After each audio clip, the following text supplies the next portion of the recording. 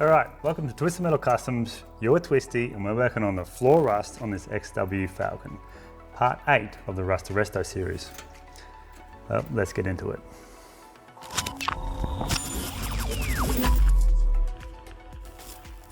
G'day everyone, welcome back to Twisted Metal Customs. You're Twisty and we're working on the XW Rust to Resto episode 8. In this episode, we're going to be targeting the front floor pans, and I want to condense that down into 3 simple steps for you all to follow along at home if you've got similar problems. And we're going to go through some tips and tricks along the way and some simple tools and stuff that you can use to make the job easier. So follow along, let's get right into it. Okie dokie, so I'm going to give you 2 quick tips here to identify rust. And that's step 1 of this process, is identifying the rust. But it's easier said than done, because for me, I was lucky enough I could afford to get this car sandblasted about 7 years ago, and I put epoxy primer on it. For me to identify the rust, I can do it visually. I can see that there's rust there. But for you, you might be buying a car, or you have your own car that's actually already in paint and you drive it around as a daily, that you just suspect there might be some rust there, or you're not too sure. But first of all, tip 1 would be more leaning towards when you buy a car or a classic car that you have suspicions of rust or bad bodywork. Get yourself a clean cloth and a strong magnet, like this. Put the magnet in the cloth, like this. Then ask permission from the car owner, if you have to, if you can go around and just test it. Most times they'll be happy with it. Some people don't like it, and they say you're going to scratch the paint. Well, if you've got a good cloth and you're careful, it won't. But it also could be a red flag saying that they know there's something there they don't want you to discover. But these are all things you can do when you're buying a car. So go around to your panels, suspected bad areas, do your research. You'd have a fair indication if you're going to buy a car where sections rust. So just go around on the panel and just gently let the magnet pull towards the panel. And you can see that clearly that's just steel behind the paint. Whereas suspected sections might have literally a massive hole and they've just cut it out, and then I've seen bread jammed in behind, or newspaper or whatever, and just bogged over it, slap some paint on and get it out the door to sell it. Dodgy work. But this is what you're trying to do, identify those dodgy works, save you money in the long run, because if you buy a basket case, it's now your basket case. So if you get sections that aren't magnetic, then you can say, okay, what's going on here? There should be steel there and it's not magnetic. It could be just layered of bog, which would identify rust or very bad dents or bad patchwork, whatever. That's tip 1. So bubbles are generally rust that's come from the back side of the panel, and it's rusted through the steel to a small pinhole where it's oxidizing the surface of the steel and pushing out the paint to create that bubbles. And you'll see them, they're just like semi-hard little bubbles on your car, generally around hot spots of rust, like that, around your windscreen wiper or anywhere really. But that's a clear sign of panel penetration. There's something happened to that panel. Generally it's through the back, you've got a pinhole. So you can see here that the bubbles are pretty prominent. You can see them quite easily. There's a couple of them in the same area. There might be 1 or 2 by themselves, but generally it's the area that, that's signaling rust is coming through that section. So you can pretty much guarantee that that section there will have to be rust treated, whether it's cutting out sections of steel or just, spot welding those sections up, depending on how bad it is. The biggest thing about rust is you don't know how bad it is until you open that can of worms, so to speak. So the neighbours come for a visit. He knows when I get the recorder camera out because he just shows up just at the right time. I'll be back on in a second. Okay, back on to step 1 is identify the rust. We spoke about some tips and tricks to use when you're buying or looking to restore a car. But for your rust repair, it's basically the section that you're going to be repairing. Go to your extremities and find the worst bit of rust on the outside. And I just draw a rough line so I know where I have to cut out. So about a 1/2 inch away from the last rust you can see. I've got pitting all along the floor, so I might just go up half this ramp. Something like that. So that's what I mean by identifying the rust in the section you're going to be replacing. Now we chuck the panel in and see how much it covers.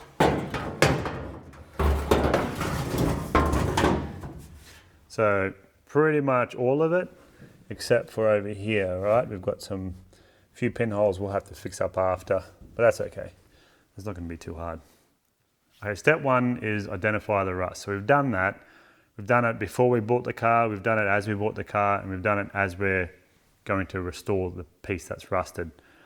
So now we've identified where it needs to be cut out.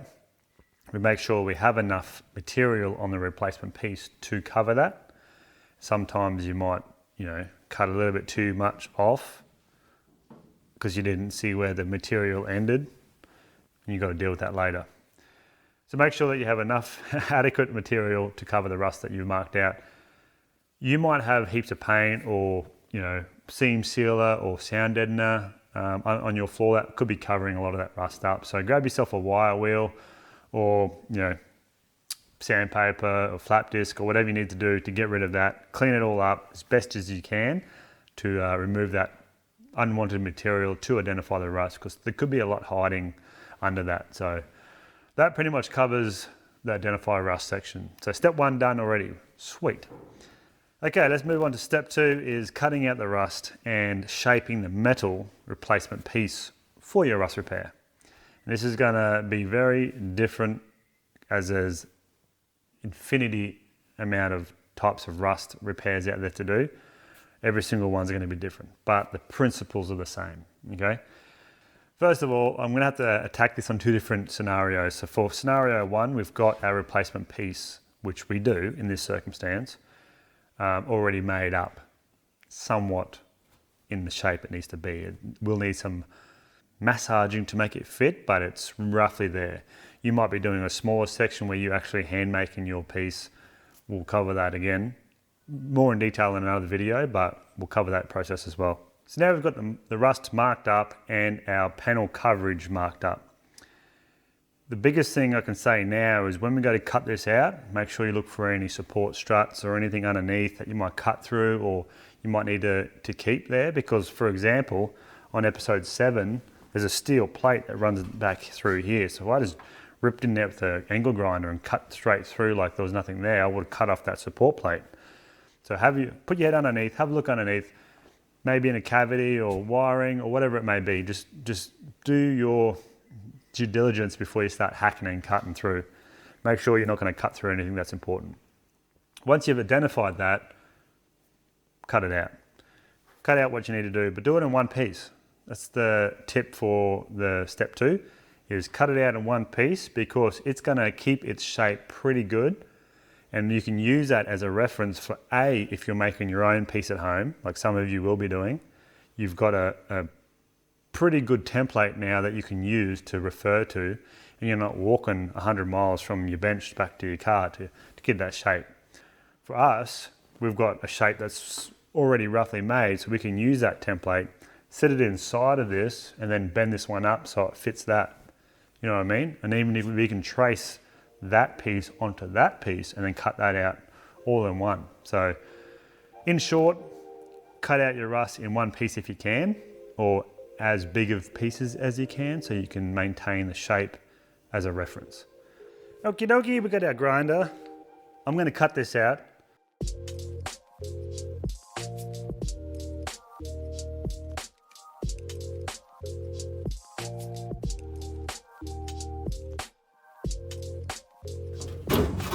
So that's the floor piece, right? Let me get rid of this crap off it. That's going to be our template for the shaping of our replacement piece.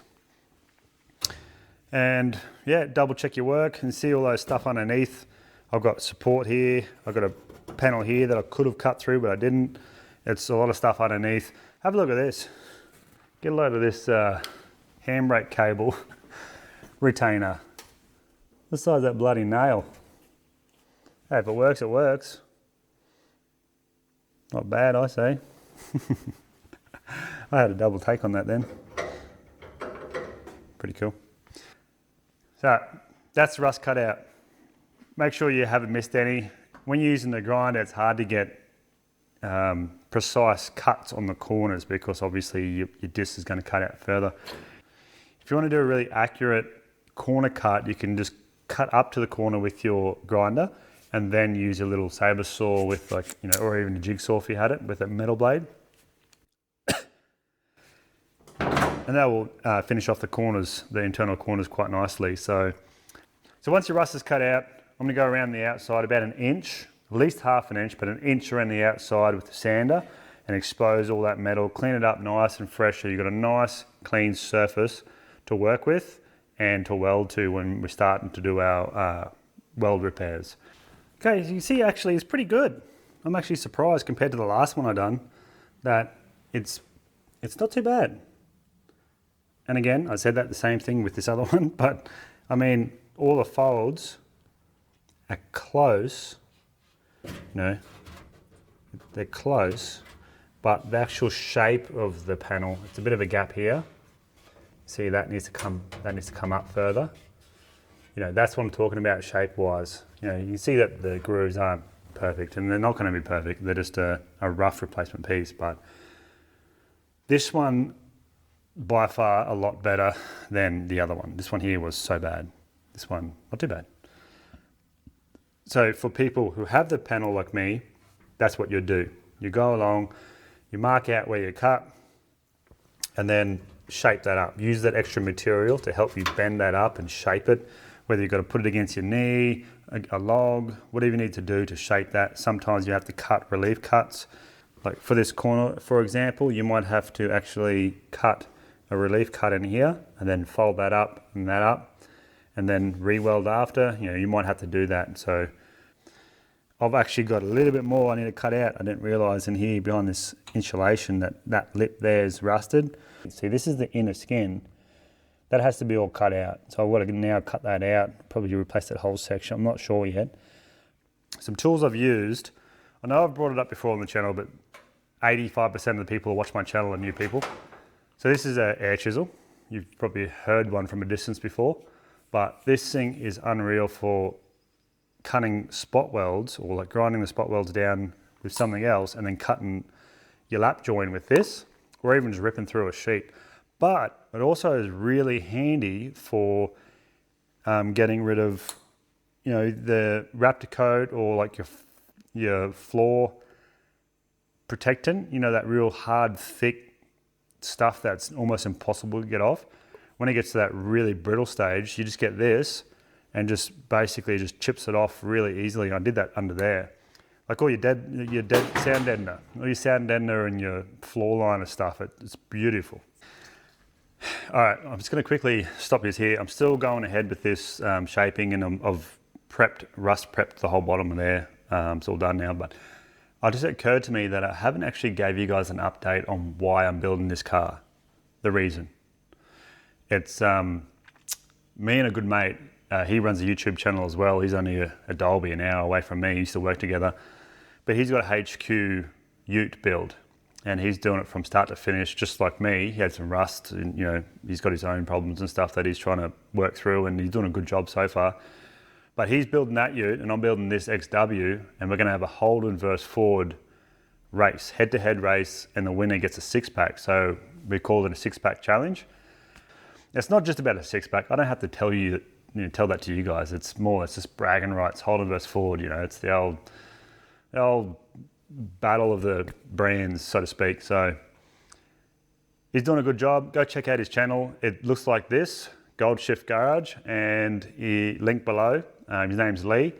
Tell him Twisty sent you. But actually, maybe don't say that, because I need you to do some spying for me. Because I'm pretty sure that he's doing a 400 to 450 horsepower build out of his 308. And I've got a 351 that I'm going to put into this. But obviously it's not going to be that same horsepower. So what's a stock 351? Like 250 to 300 horsepower at best, tuned up. So maybe I need to put some twin turbo set up. Don't know yet, don't know. I don't want to build the engine, I just wanted a nice cruisy engine, but maybe a twin turbo, maybe 8 PSI, something low, just enough to give it a bit of an edge. Don't know, go spy for me, come back and let me know what he's building, because he's been pretty tight-lipped for me. He won't tell me what his engine build's gonna be, so I don't know. Anyway, I thought I'd give you a heads up. 6-pack challenge, hold and burst forward. All right, it's getting dark. I've pretty well got this floor pan cut to size. I've rust treated it, and I've also painted it in some red enamel I had laying around. I didn't have any rust kill black, but this is good enough. A couple coats of that will help prevent rust from the future. I'm going to be Raptor coating underneath anyway, and I'll be able to shoot up in that gap. Okie dokie, so step 3 is welding and installing the new rust repair piece you've just made, or you've got supplied. We've shaped it, everything's ready to go, you've cut it down to mostly in shape, and this brings us to where I'm at now. So I've got mine tacked into place, just 4 or 5 tacks just to hold it up so I can explain this to you guys and girls. So that's where we're at. I've got some tight pieces. So here I need to cut down a little bit further because it's overlapping. Here is nice and flush. I've got 2 tacks here. And that's all I do is look for the places that look good and are flush. Just do a tack, tack, tack, tack. So it's sitting in there, it's not going anywhere. But now I've got to go through and cut the joins where they are overlapping or they're too tight. And to do that is I either use a 1mm cutting disc or on the grinder, or this saber saw, which is also about a 1mm blade by the time it cuts. Probably a little bit bigger actually. Instead of going plunge cutting at a 90-degree angle, you're going to end up with about a mil gap, right? Which to me in my books is a little bit too big. What I want to do, or what I want you to do, is cut on a 45-degree angle. So obviously that's 90 on this angle. If you cut down like this, being mindful of anything underneath, you'll actually end up with a tighter gap once you push those 2 faces together, because it'll have 45 degrees and another 45 degrees, so it's going to be closer. It's better for welding. Okay, so this is leading into the second tip for the step 3 is welding in your panel. There's 2 tips here actually. One is for warpage. For my settings, I've gone over it a few times in other videos, but mine's a 182 Viper MIG, and I use gas. I use 0.6 wire, and I've got the voltage up about 16 volts, and wire speed is around 9 meters a minute. So fairly quick and fairly high voltage. I would suggest get 2 pieces of scrap steel, butt them together, and turn your voltage all the way up and your wire speed the same angle. So that's all I do, is wherever the voltage is, I either go the same or just a tiny little bit more of the wire speed. Have a practice on that. And when you do your stitch welding, just go as quick as you can. So on and off the trigger, and that's all I do. So the high voltage, high wire speed, it's gonna just blast that little section. It's going to get good penetration, and it's not going to be as hot. I'm not going to go into detail because I've spoken about this a lot in other videos, but just give yourself some scrap steel, have a go at the high settings.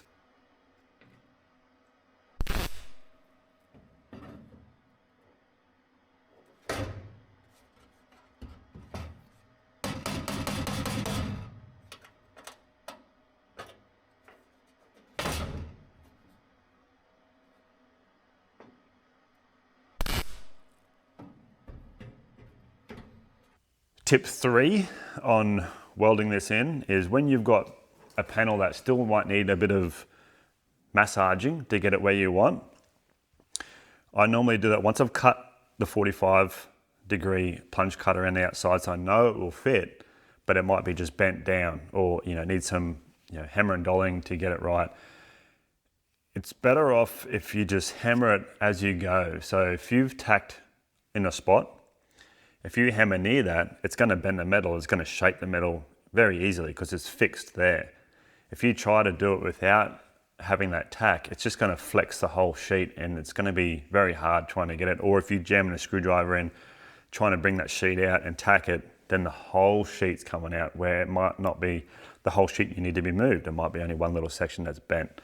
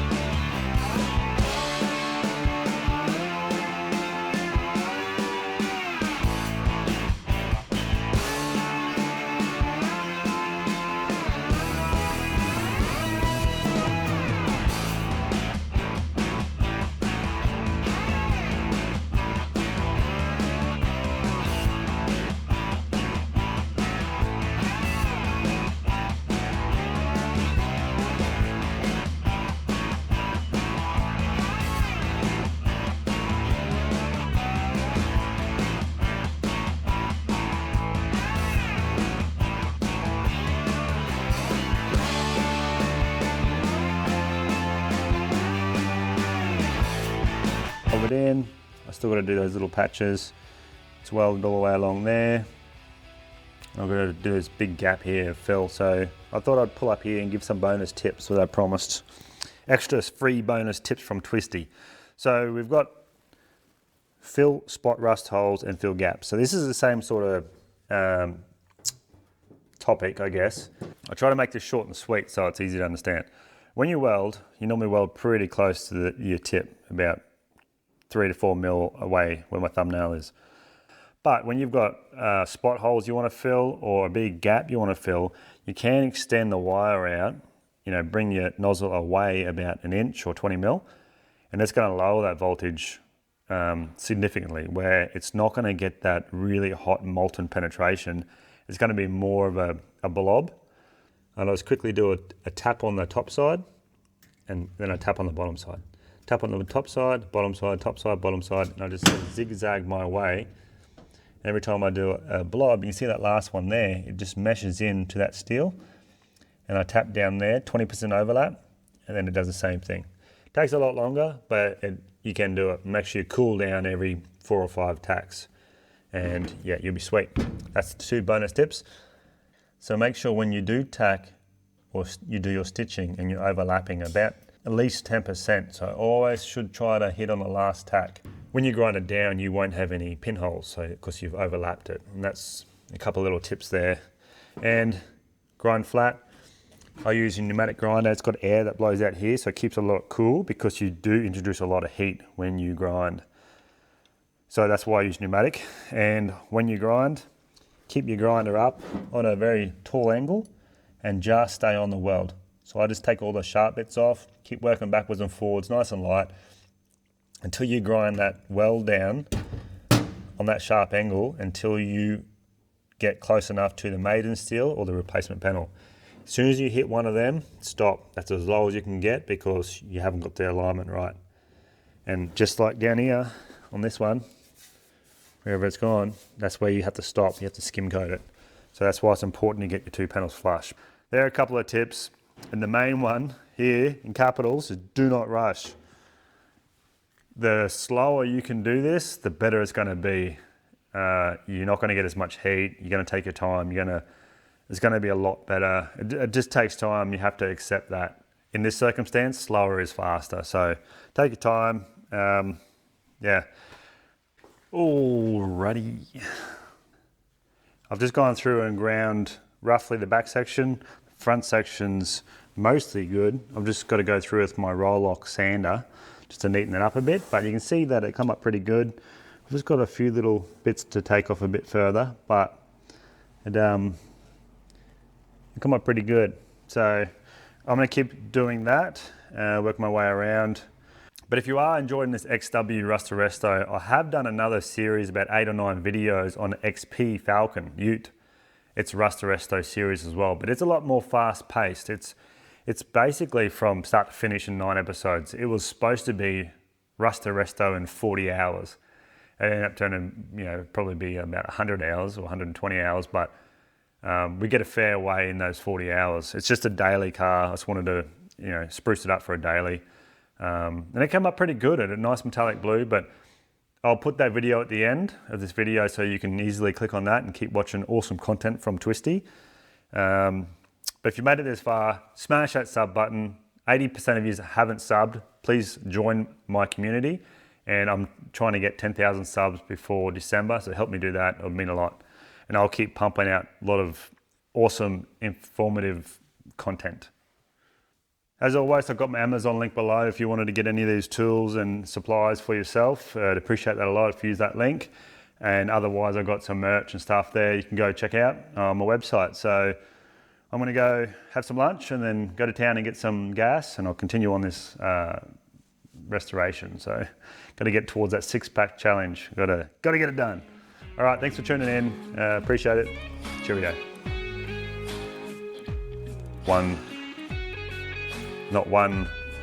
Someone's beard hair keeps getting in my mouth. It's gross.